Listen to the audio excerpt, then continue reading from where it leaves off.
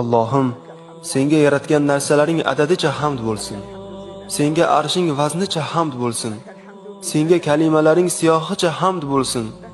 Senga yo suyukligim, to rozi bo'lguningcha hamd bo'lsin. Senga rozi bo'lgan chog'ingda ham hamd bo'lsin. Senga roziligingdan keyin ham hamd bo'lsin.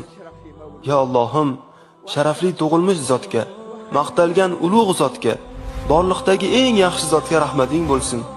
Ya Allohim, Sayyidimiz Muhammad sallallohu alayhi va sallamga avvalgilarning ichida, oxirgilarning ichida salovat ayt, hamda u zotga Malaul a'loda, farishtalar huzurida ham salovat yog'dir. Ya Allohim, sendan bizni haddan oshiradigan boylikdan panoh tilaymiz. Sendan seni unuttiradigan kambag'allikdan panoh tilaymiz. Sendan bizga ozor beradigan do'stidan panoh tilaymiz. Sendan bizni chalg'itib, band qiladigan dunyodan panoh tilaymiz.